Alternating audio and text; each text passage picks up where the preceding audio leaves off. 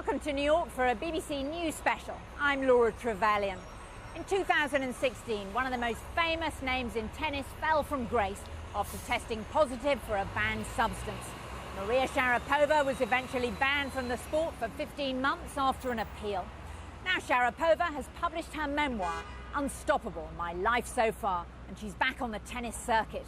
The big question facing her, can she get rid of this cloud hanging over her career, face down criticism from her rivals, and climb back to the top of the sport she learned as a young child in Russia?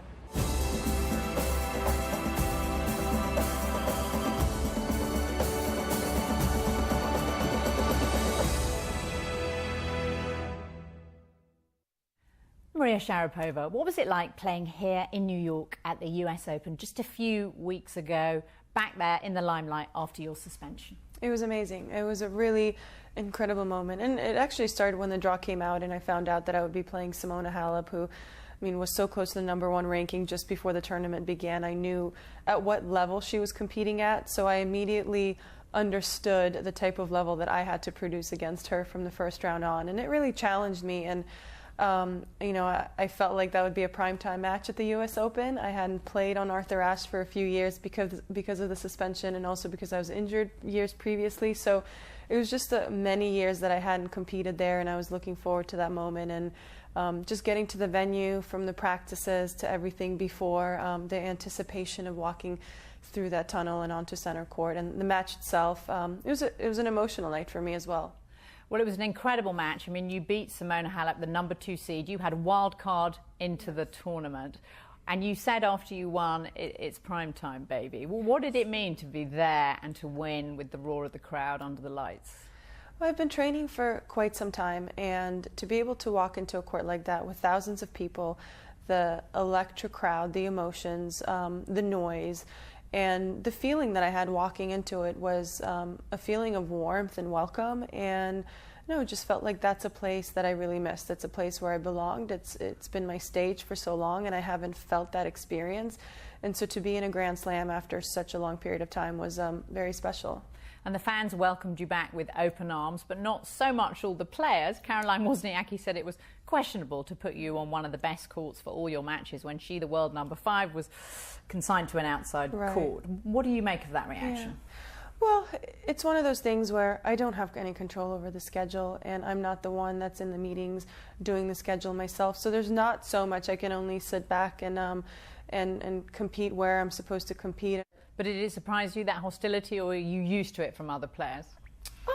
I think if it was just based on facts, I think I would be surprised. But I think their comments are not based on facts, especially after everything that I went through and a couple of trials that I went through and the decision from CAS. So I think in terms of that light, it doesn't change the way that I feel going out onto the court. And I believe that I have a choice, and it's a choice for me to compete and play, and I make that decision, and I want that for myself because I love doing this. So everything else is behind me.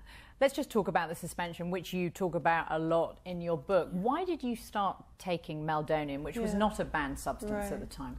Yeah, well, after my first Grand Slam at Wimbledon, I was not very healthy for a long period of time. I went to see a children's doctor back in Russia that my father took me to.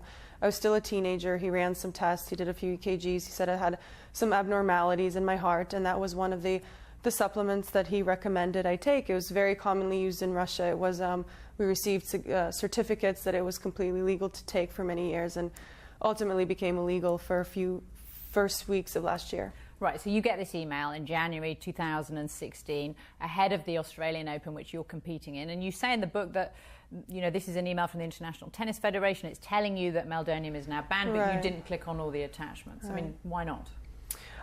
They were really buried and hidden, and those were not the types of attachments that any of the players open up if you really ask them. It was not noticeable at all. They did make an effort to show us that was a very commonly used supplement in Eastern Europe, and that should have been flagged, and it wasn't. You say in the book that you were careless, that you also didn't forward this email to other members of your team who perhaps might have opened it, but that was a very costly moment of carelessness, wasn't it? Yeah, and that's why I felt it was a big mistake, and that's why I felt that I needed to speak openly about it in my book, as it is part of my journey, it is part of my career, and it was a significant part of it, and I wanted to share it. I wanted to share the feelings that I had, the ups and downs that I faced, the vulnerability that I had to face it with as well. I think it's important. I mean, how devastating was that moment for you when you were banned from the sport eventually for 15 months? It was. I think the uncertainty was the emotion that I really had trouble dealing with, because there's so much certainty in my life and in my sport in terms of scheduling and knowing what to play for, what to compete for, what to train for. And so I really missed that. I missed knowing what's ahead of me. I really didn't know. And during that time, I mean, I got to experience different things. I got to be with my family. I got to study a bit and do a few internships. But ultimately, I missed what I did. And I had the choice of not playing anymore. I've achieved so many amazing things in my career. I had the opportunity to say, you know what, it's been a great ride, and there's time to do other things. But that never really crossed my mind. And I think it just always, it felt good to know that, like to know that I still wanted it, that there were no question marks whether I wanted to return or not. Right. But just back to the meldonium, I mean, as you know, it has been banned from your sport because it is now regarded as a performance-enhancing drug, because it's one that increases heart rate, that can increase endurance and stability. But you weren't taking it for that reason. Yeah, I think the problem I have with that is that there's no proof of what it does, and no one can give you that proof. And well, it's been banned by the governing body of the sport. Exactly. I think which was the biggest question is what is the ban based on? Is it based on that numerous amounts of athletes was taking it, or is it based on the proof that it is performance enhancing, which there is no proof, and they have not provided it so far? Well, Andy Murray, top player, very sceptical, said, I find it strange that there's a prescription drug used for heart conditions and so many athletes at the top level of their sport would have that condition. I mean, it does look suspicious, doesn't it? I don't think it's for them to really have an opinion, because they don't have the facts. So, you know, I think that those are the types of words that make headlines, and they will be used as headlines. But ultimately, this is my career, and I faced it head on, and I admitted my mistake, and I went about it, and I served my suspension, and now I'm back. Did you ever feel that you were being singled out because you're Russian? Even though you've lived here all your life, you haven't taken American citizenship, and the Russians have become the poster children for doping in sport. Right. Did you ever feel that was why? I really didn't, just because I spent so much of my life in the United States, and I grew up training here. I never really felt, I was never really much part of the federation. I never was backed by the Russian Federation. From 6.5 years old, I arrived in Miami with my father and trained at academies in Florida throughout my whole childhood. So yeah, I never really had that association and didn't really feel that this was part of it. Do you feel tennis has a problem with drugs? I don't. I don't think it has a huge problem. Do you think the testing regimen is rigorous enough? I don't know if I'm the right person to say. Have you been tested since you returned to the tennis tour for numerous times. Yes, definitely. I don't know if I can be a good judge of what is enough and what isn't, but I've certainly been tested many times this year and the previous years, not more or less. But as a top player, you must feel the pressure to always perform at the top level, to find every advantage that there is out there. So does that pressure perhaps sometimes lead to misjudgments and even to wrongdoing? No. Not in your case necessarily, but in the sport. No, not necessarily. I don't think that can be used as an example of my case of something that was completely legal for so many years and such a commonly used product in Eastern Europe. But do you think it's important for the public, for tennis fans, we love to go and watch you, we love to see top players, to feel trust that the player they're seeing is a real person and not some manufactured person who's taking performance-enhancing drugs? Absolutely. Yeah, absolutely. I think that's why the person goes out and watches you compete. I think to see the emotion and the physical aspect, and to see an athlete go through the ups and downs of a match, and the victories and the losses and the upsets and then the comebacks. I mean, that's part of an athlete's journey. And you say in the book that your reputation took a beating when all of this happened. Do you feel you can recover? I think by doing what I'm doing, by committing myself to the sport, by training, by working hard, by really loving what I do, and I give so much to the sport, and I want to, because I feel that I've accomplished a lot. I've inspired many young girls and boys to play the sport, to be determined, to be tough, and I've really felt that love from them. And even during this time away from the sport, the amount of people that were supportive of me were really, I don't know, it was very touching on just a human level. And so I still feel like I have a lot in me from a professional point of view and a competitive point of view as well. Well, and you certainly are a tough competitor, as you showed at the US Open. But Jeannie Bouchard, the Canadian player, said that you're a cheater and you shouldn't be allowed back into the sport because it sends the wrong message. What do you say to that? I think those are comments not based on facts, and therefore I don't take them into consideration. What's the fact there, that you're not a cheater? Exactly. But nonetheless, whether unwittingly you were taking a banned substance for maybe all of a month in 2016 without knowing, so, I mean, it makes you a cheater. I think when you don't know that you're taking a banned substance, that can't be taken into consideration. Let's just talk about your path to world number one on 5 separate occasions. You came here age 6.5, brought here by your father from Russia, speaking no English, turning up at a tennis academy in Florida. What was that like for you? A crazy journey that, you know, I share with all the readers in the book, and I think that's what really inspired me to write this. As I was doing a lot of interviews throughout my career, and you know, journalists asked me about my experiences as an immigrant in America, training, going through an academy to an academy, trying to find ways to become a champion. What were the tough parts of it? What were the roadblocks? How did I get through them? And as I was talking about the story, they wanted to know more, and they opened it up for more questions. And I think that's when I realized that my story was interesting, it was inspiring, it could lead to inspiring other people. And so, you know, I definitely faced a lot of roadblocks from a very young age. Well, not speaking English for a start. What was it like when you turned up in Florida and couldn't speak the language? Difficult. Much more difficult for my father, but I was very young and I took up the language very fast, and I was around kids that spoke English. That's, you know, little children, they speak all the time. And I learned from them. I never really went to school to study English, so that was part of training, practicing tennis, was learning the language. And you learned a lot from the TV, you say, as well. I did. I watched Barney and all these little cartoons. But tell us about your dad, Yuri. Yeah. He seems like the classic driven tennis parent, like Steffi Graf's father, like Andre Agassi's, who saw the talent and made it happen. Right. Well, so much, you know, in the world of an athlete and their parents is talked about. And as I wrote this book, and I really, you know, I saw my father as an incredible example, because the decisions that he was able to do were so selfless. Like he didn't do it. He did it because, obviously, I mean, I was young enough to tell him to say, "Oh, Dad, you know, I want to be a Wimbledon champion." I mean, he had that vision as well, but he realized that I had the skill to become that, and he did everything he could in order to get me there. He knew that he wasn't a coach. He knew he didn't have the finances, so he would take me to places that really helped me bring me to the level I needed to get to. He managed to convince this academy in Florida to take you, and through your sheer talent they did, but all the other parents and the little girls were jealous of you, you say in the book. What was that like? Yeah, it was, I always felt like I was the youngest one, because I really was. When it would come time to compete against them, I always found myself to be the younger one competing against the older kids.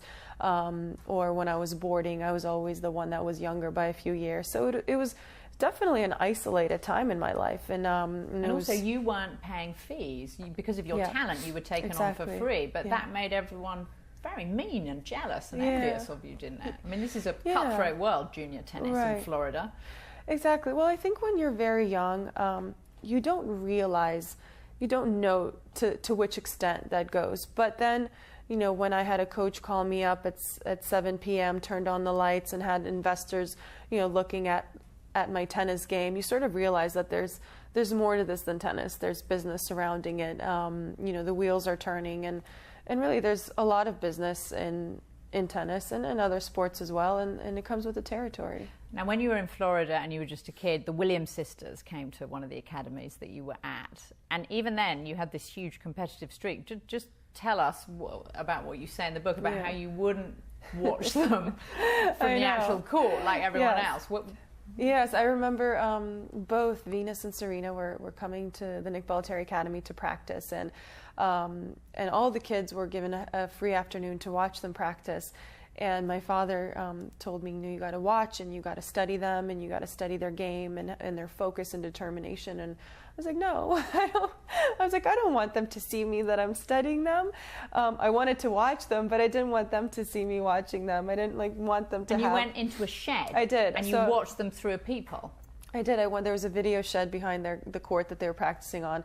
And I watched them through this little peephole, literally watching the next 25 years of my life without knowing.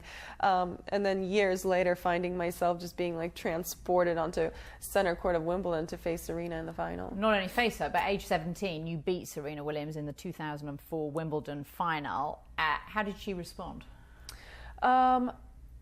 It was a very interesting, dynamic relationship that didn't. It started when I was very young, and I was so inspired by what they were doing, and I wanted to beat Serena and both Venus on that stage. And when I finally got there, I was a 17-year-old teenager that had 0 to lose in that match. And she was a 2-time defending champion coming into the tournament.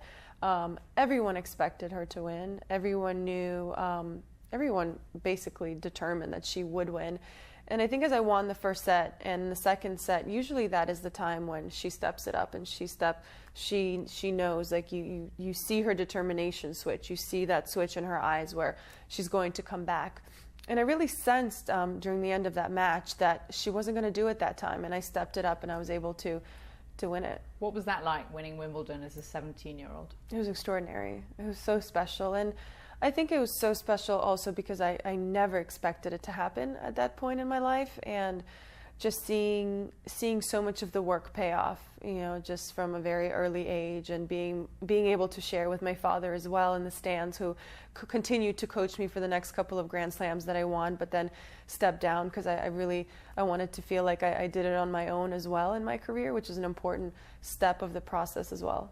But you have a very antagonistic relationship with Serena Williams, you say in the book, and you say it all stems from you beating her when you were just 17 and she was expecting to win. Yeah. What happened in the locker room afterwards? Yeah, well, I think the moments in the locker room after a Grand Slam or any other tournament, towards the end of the tournament, it's such an intimate experience because there's only the athletes, and when there's only 2 left in the tournament, there's pretty much no one around you. And you feel like it's just you and your opponent, and you're isolated from the rest of the world, and yet everyone is watching you in a way. And so, I come back to the locker room, and she's devastated by the loss, and I hear it and I see it. She's crying. Yes, and I definitely, I think that's when I realized that there was so much on the line for her to win that match. And it made me realize how I was just able to stay calm and fearless throughout that match. And every experience during that tournament was incredible. I could have lost the semifinal, I could have lost the final, and just been a happy camper. Left the tournament being extremely happy. You say in the book, it's a great line, Serena's strengths are like puzzle pieces that swap into my weaknesses. Right. Is that why, as a career record, you've beaten her twice, she's beaten you 19 times? Yeah, well, as I say in the book, she's owned me after, the last time I had beaten her was at the end of that year. She owns that record. And yet, for many, many years, you were the highest paid female tennis player. You earned more in endorsements than Serena, and yet she was the better player. Why? I don't think that is really for me to determine, and I don't know what numbers and who is counting them. I think a lot of it is media play, and I always see numbers as, we're always ranked against each other, and I think the only rivalry that we should ever have is on the court, because the success that Serena has can only help other players on the tour. The success that I have off the court can only help other players on the tour. It grows our sport. It makes it better. It's not about who makes more, who makes less. But the fact is that you've been one of the most successful businesswomen in the game of tennis. Not only are you a superb player, but you're a savvy businesswoman too. And is a lot of that to do with being blonde and beautiful as well as being bright? I think I'm still learning how to be a better businesswoman. I think there's still, I've only really known how to be an athlete from a very young age, and I've been very smart, and I've had a great team around me that have made really good decisions in sort of the business development aspect and the brand association that I've had. And a lot of it is because I've made smart decisions that revolved around my career and playing tennis, because that's always been the number one goal and priority. And I think everyone can see that when I play, the passion with which I play and train with. And everything that I've had is ultimately because of my tennis. So as long as I've kept that priority, had that motivation, everything kind of takes care of itself. At the Grand Slams, women players get the same amount as men, but that's not true on the rest of the tour, as you well know. Right. Is it fair? Should women get the same pay as men at every level in the professional game? Absolutely. Why doesn't it happen? I think we faced, as women's athletes, we faced roadblocks, and in the sport of tennis, I mean, I believe that Billie Jean King is really the pioneer of why we're even able to earn the amount that we earn today. And then Venus Williams and Serena actually also took over and really took a stance and made it happen for us, that we are very close to receiving that. But we still face roadblocks, you know, we still face criticism. We still have a long ways to go, but we keep fighting for it, and by our actions on the court and what we do and our professionalism. And just tell us about the grunting, one of your signature catchphrases, as it were. How does that help you in your game, your grunting? I wish it did, and I wish I knew if it did.